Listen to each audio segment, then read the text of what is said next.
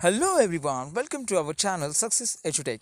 I am Prashant Jadhav. Today we are discussing our second chapter's next point, Stalinism and कल्टिवाइजेशन। तो स्टालिनिज्म और कल्टिवाइजेशन क्या है, आज हम इस पॉइंट में देखेंगे। The period of the early planned economy was linked to the disaster of the collectivisation of agriculture by 1927-1928. The towns in Soviet Russia were facing at actual problem of grain supplies. The government fixed prices at which grain must be sold, but the peasants refused to sell their grain to government buyers at these prices. तो ऐसा period था उस वक्त Russia के इतिहास में। कौन सा पीरियड था? Economy was linked disaster of the collectivisation of agriculture. तो जो इकोनॉमी थी, यानी जो आर्थिक स्थिति थी रशिया की उस वक्त, जो कि कलेक्टिवाइज थी, यानी एक ही जगह पर वो केंद्रित हो चुकी थी। और जो पीजेंट्स, जो मजदूर थे, उनको गवर्नमेंट फोर्स कर रहा था जो अपने उत्पाद है, यानी जो उनका जो खेती में से आया हुआ उत्पाद है, वो जो एक फिक्स कीमत थी उसमें, उस पर उसकी बिक्री करने के लिए वो फोर्स कर रहे थे। मगर उन्होंने क्या किया उस मज़दूरों ने, वो हम आगे देखेंगे। तो क्योंकि गवर्नमेंट ने उसकी जो कीमत थी वो फिक्स रखी थी। Stalin, who headed the party after the death of Lenin, introduced firm emergency measures. He believed that rich peasants and traders in the countryside were holding stocks and hope of higher prices. Speculations had to be stopped to supply confiscated. तो Stalin समझ चुका था कि ये जो उत्पाद है, वो जो बड़े यानी बड़े लोग हैं समाज में, वो उसका क्या करते हैं, वो जमा करके रखते हैं वो जो उत्पाद है। और गरीबों की वो क्या करते हैं, यानी गरीबों की जो आर्थिक स्थिति होती है वो बिगाड़ते हैं। यानी वो जो उत्पाद है वो ज़्यादा कीमत में बाहर उसकी बिक्री करते हैं। और इससे क्या होता है, तो गरीब बहुत ही गरीब हो जाते हैं। इन 1928 party members toured the grain producing areas, supervising enforced grain collections and rearing colts, the name for well-to-do peasants. As shortage continued, the decision was taken to the collectivized farms. It was argued that grain shortage were partly due to the small size of holding. तो 1928 में party members जो थे, उन्होंने क्या किया, तो सर्वेक्षण किया कि क्या स्थिति है रशिया में पीजेंट्स की और जो किसान हैं उनकी। तो उन्हें दिखाई दिया कि कोई बहुत से प्रॉब्लम वो फेस कर रहे हैं। जो किसान है, पीजेंट्स है, वो ग्रेन का शॉर्टेज हो रहा था रशिया में, यानी जो धान था वो बहुत ही कम था। After 1917 land had been given over to peasants. These small sized peasants farms could not be modernized. और जो छोटे किसान थे, वो अपनी जो छोटी सी लैंड थी, ज़मीन थी, उस पर वो अपने में सुधार नहीं ला रहे थे, क्योंकि उनका उत्पाद बहुत ही कम था। To develop modern farms and to run them along industrial lines with the machinery, it was necessary to eliminate colts, take away land from peasants and establish state-controlled large farms. तो ये जो पार्टी थी, उन्हें कुछ नया करना था किसानों के लिए, और एक कंट्रोल लार्ज फार्म्स बनाना था, और जिस पर किसानों का अधिकार उन्हें प्रस्तावित करना था।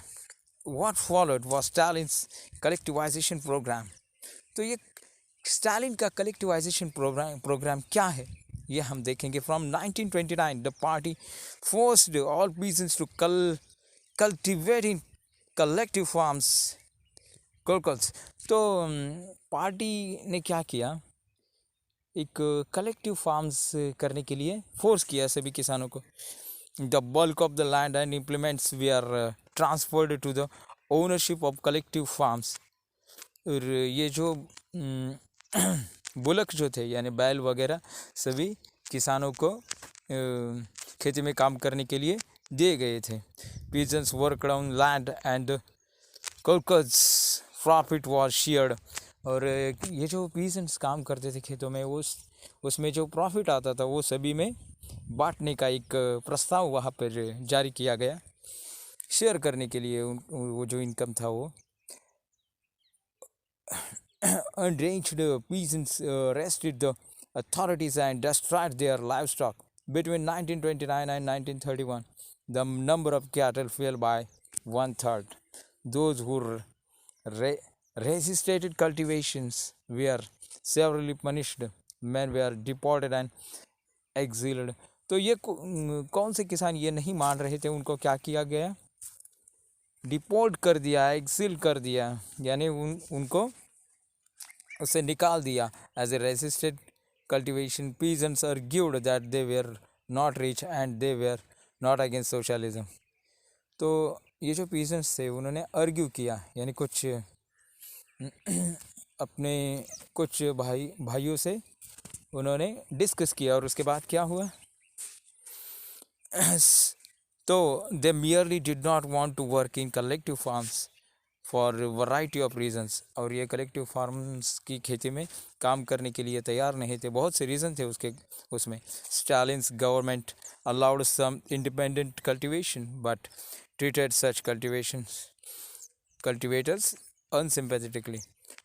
तो ये काम करने के लिए सरकार तो कहती थी, मगर उनको किसी भी तरह की सिंपैथी नहीं दिखा रही थी, यानी सहानुभूति नहीं दिखा रही थी। In spite of cultivation, production did not increase immediately. In fact, the bad harvest of 1933 led to one most devastating famines in Soviet history, when over 4 million died.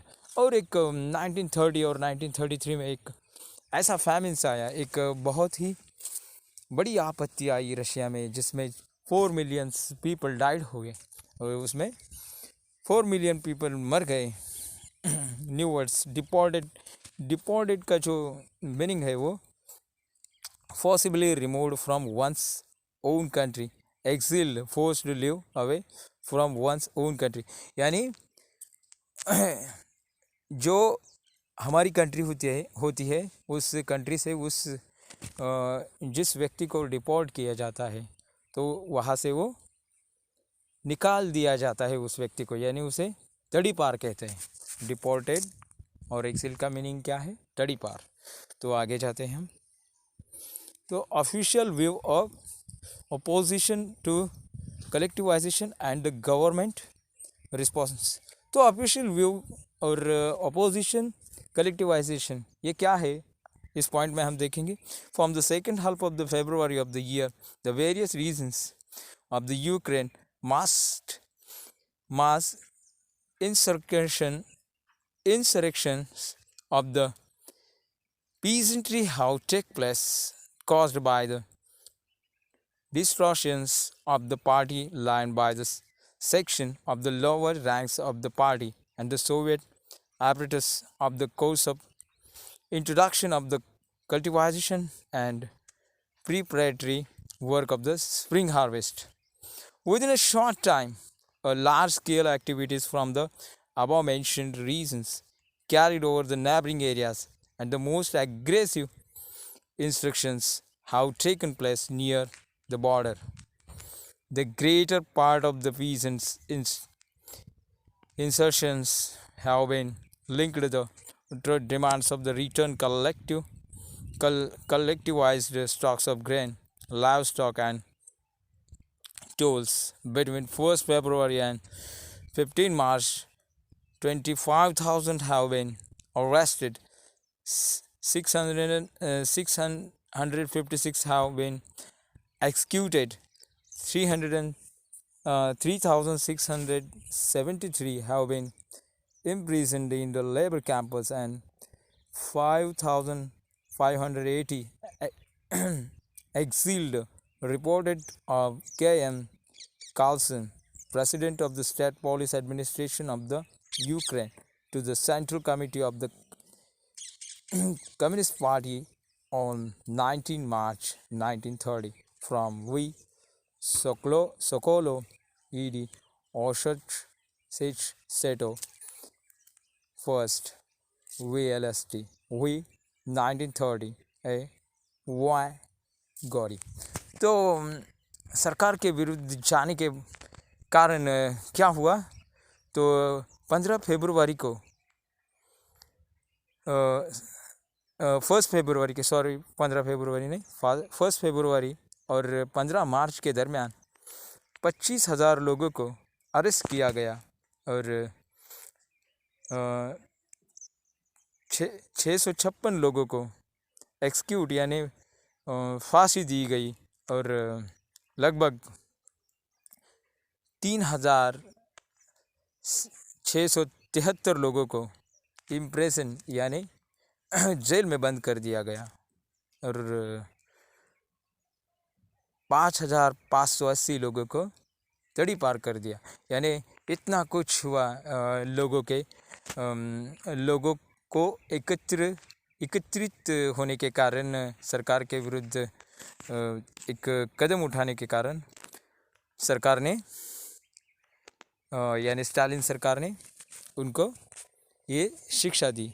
Many within the party criticized the confusion of the industrial production under the planned economy and consequences of the collectivization. Stalin and his sympathizers charged those crises with the conspiracy against socialism. तो Stalin और उसके जो बाकी के लोग थे उसके साथ काम करने वाले, तो उन्होंने क्या किया, कॉन्स्पिरेसी की थी सोशलिज्म के विरुद्ध। कॉन्स्पिरेसी यानी कुछ साजिश की थी। Accusations were made throughout the country, and by 1939 over 2 million were in prisons or labor camps, most of innocent of the crimes। और 1939 में 2 मिलियन लोगों को प्रिजन्स में धकेल दिया गया। Most were innocent of the crimes, और बहुत से लोग जो थे वो निर्दोष थे, उनका कोई भी गुनाह नहीं था, मगर उन्हें इम्प्रिजनमेंट कर दिया गया था। But no one spoke for them. A large number were forced to make false confessions under torture and were executed, several among of their talented professionals। तो कुछ दोष न होते हुए भी बहुत से लोगों को इम्प्रिजन में जेल में डाला गया और बहुत से लोगों को एक्सक्यूटेड यानी फांसी दी गई। तो ये था सोशलिज्म रशिया का और स्टालिन की जो राज्य पद्धति। तो मैं प्रशांत जाधव अपना ये लेक्चर यहाँ पर ख़त्म करता हूँ। नमस्कार।